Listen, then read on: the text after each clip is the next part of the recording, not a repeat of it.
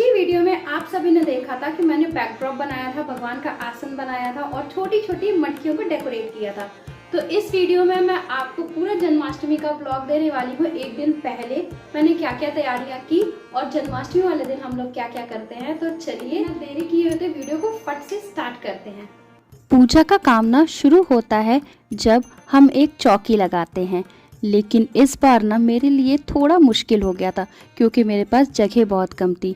But जब हम लोग भगवान के लिए कुछ करते हैं ना तो जगह अपने आप ही बन जाती है।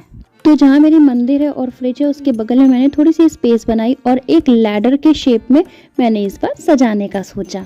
और बस कुछ पुरानी चीज़ों से ही मैंने ये लैडर बना लिया है और उसके बाद मैंने उसको एक लाल कलर के वेलवेट कपड़े से कवर कर दिया है। और मंदिर में ना हम लोग कोई भी सजावट करते हैं तो लाल पीला रंग बहुत ही शुभ होता है और बहुत सुंदर भी लगता है। और ये दिवाली की लाइट्स थी और मैंने इस लाइट को ऐसे लगा दिया है। बहुत सुंदर लुक लग रहा था अभी से इसका। और ये जो नीचे दो चौकियाँ लगाई हैं ना, इसको मैं भी कपड़े से कवर कर दूंगी। इस पे हम लोग भगवान का भोग प्रसाद लगाएंगे। अब ये है जो मैंने अपनी पिछली वीडियो में बनाया था, हमारे भगवान का आसन जो मैं सजाने वाली हूँ। ये मेरे पास पूरा इतना बड़ा सा कार्डबोर्ड बॉक्स है। इसके अंदर छोटी छोटी चीज़ें हैं जो मैं आपको एक एक करके दिखाती हूँ। और ये मैं काफ़ी दिनों से इसको खरीद के रखी हुई थी। अब इसके थोड़े थोड़े ना पेंट खराब से हो रहे हैं। आई होप आपको विजिबल होगा, दिख रहा होगा। थोड़ा थोड़ा इसका पेंट ना उचड़ रहा है, तो मैं सोच रही हूँ या तो इसको रीपेंट करूँ।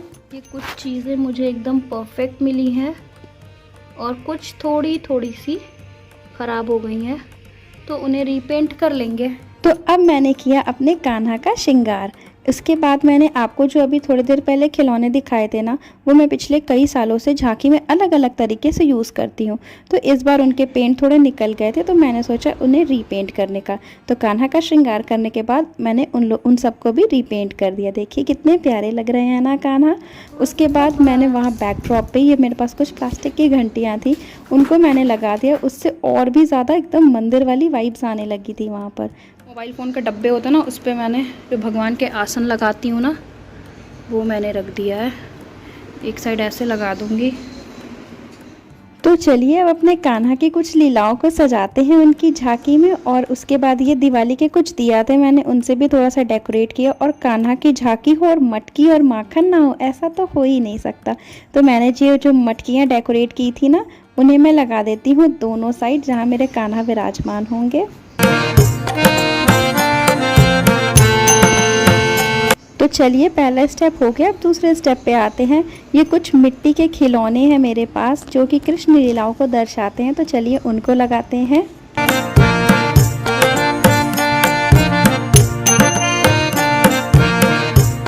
और ये रहा रामायण से सबरी के बेद में रख दिया है प्यारे से बड़े से कान्हा जी। और मैं रखूंगा एक घर और एक वृक्ष, और सीता जी कुटिया में है। और राम जी ने लक्ष्मण जी को आदेश दिया है कि वो सीता जी का ख्याल रखें, और मैं इस हिरण को पकड़ के लाता हूँ। बस लाइट लगाते ही उसमें कितनी ही रौनक आ गई है, आप खुद देखिए। हैप्पी कृष्ण जन्माष्टमी आप सभी को। तो जन्माष्टमी का दिन आ चुका है और सुबह स्नान करने के बाद भगवान श्री कृष्ण को स्नान कराया। भगवान जी का सुबह सुबह पहला स्नान हो चुका है। ये भगवान की श्रृंगार की बारी आती है।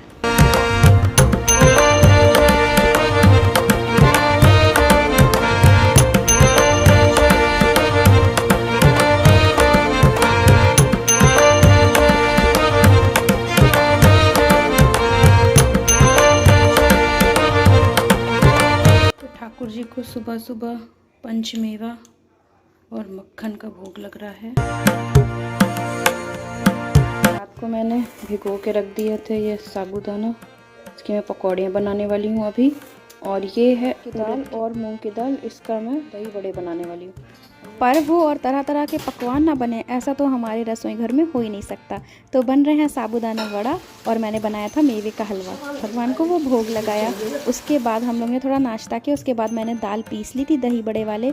उसके बाद आपको ये ध्यान देना है कि जब भी आप दाल को पीस लेंगे ना, उसको फेंटने के लिए आपको एक ही डायरेक्शन में उसको फेंटना है, बार बार अलग अलग डायरेक्शंस में नहीं फेंटना है। देखिए मेरे ऊपर आ गया है, तो इसका मतलब ये है कि मेरी दाल रेडी है।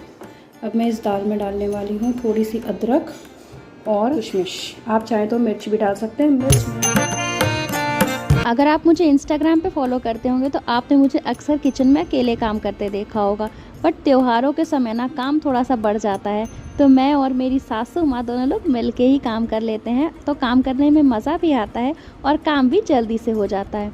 थोड़ी सी चीज़ें बनाने के बाद हम लोग आ गए थे अपने रूम में। मैं और मम्मी दोनों लोग साथ में ही मिलके बना रहे थे बंधनवार। मंदिर में और घर में एंटर करने वाले जितने भी डोर होते हैं ना, मैं उन सभी में बंधनवार लगाती हूँ, और कहते हैं कि इसे लगाने से घर में कोई भी नेगेटिव एनर्जी प्रवेश नहीं करती है। अब यहाँ मम्मी लगा रही थी मटरी का आटा। मटरी का आटा लगाने के बाद मम्मी खुरमे का भी आटा लगाएंगी। तब तक मैंने सोचा कि मैं खाली हूँ तो क्यों ना मैं थोड़े से मेवे काट लूँ, क्योंकि अभी आगे पंजीरी और चरणामृत में मेवे पड़ने। फिर आ गया था मेरा बेटा थोड़ा सा दुलार करने, तो मैं उसको रेडी करने चली गई थी। ये आप सभी मेरे छोटे कान्हा से।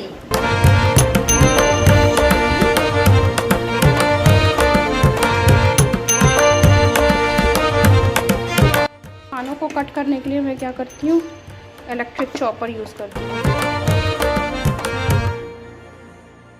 त्योहारों में हमारे पास इतनी एनर्जी आ जाती है पता नहीं कहाँ से, और सारे काम आसानी से होते चले जाते हैं कि हमको खुद भी पता नहीं चलता।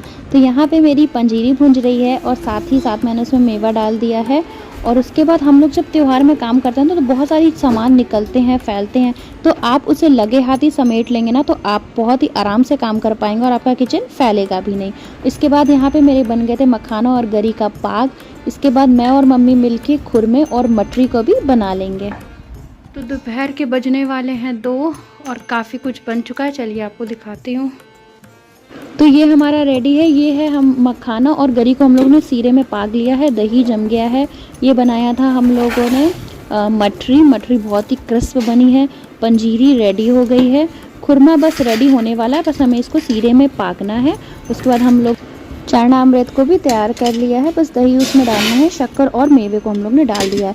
उसके बाद हम लोगों ने सीरा बनाया और सीरा में हमने वो पाग भी दिया है। इस बार मैंने खुद बनाया मम्मी के साथ मदद लेके। अब हो रहा है शाम की आरती का वक्त, और शाम की आरती के बाद गोपाल जी को हम लोग फूलों में रखते हैं। और ये समय होता है कि जिसमें हम लोगों को बहुत ही एक्साइटमेंट होती है कि अब हमारे ठाकुर जी का जन्म का वक्त आने ही वाला है।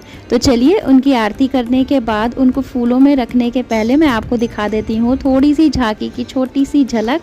अगर आपको ये झांकी और मेरा पूरा व्लॉग पसंद आ रहा है तो प्लीज़ मेरे चैनल को सब्सक्राइब करिए और वीडियो को लाइक करना बिल्कुल भी मत भूलिएगा।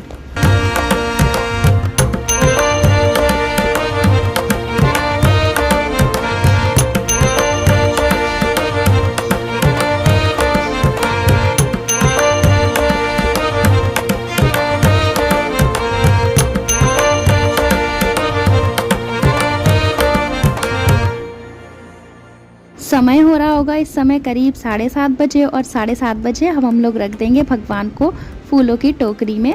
और उसके बाद हम लोग इंतज़ार करेंगे 12 बजे का कि कब हमारे कान्हा का जन्म होगा। और उसके बाद मैंने रात के भोग के लिए खाना बना लिया था। लास्ट स्टेप चल रहा है ये पूड़ी और कचौड़ी बनाने का, उसके बाद टाइम आ जाएगा। तो पूरे दिन की मेहनत के बाद फाइनली अब टाइम आ गया है भोग लगाने का। भोग की पूड़ियाँ भी रेडी हो गई हैं, कचौड़ियाँ भी रेडी हो गई हैं, और ये साथ ही साथ भोग की थाल भी रेडी हो गई है। घुइयाँ, पंजीरी, और जो मैंने मेवे का पाग वाला बनाया था वो, आलू मटर टमाटर की सब्ज़ी, दही बड़े, खुरमा और मटरी, और ये है चरणामृत। इसमें भगवान अभी स्नान करेंगे। ये है खीरा, फल।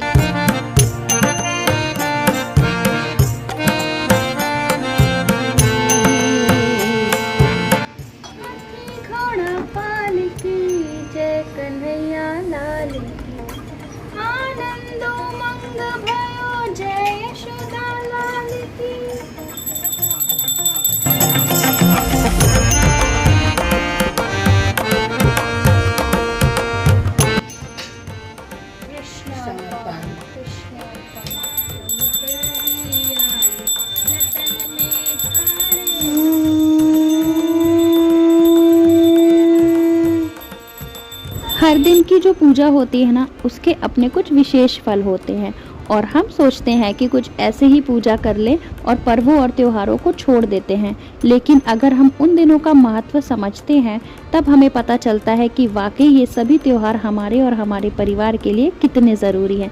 तो हमारा जन्माष्टमी का पर्व कुछ ऐसा बीता। भगवान श्री कृष्ण आप सभी के जीवन को सुखमय बनाए। Bye bye, take care and Radhe Radhe.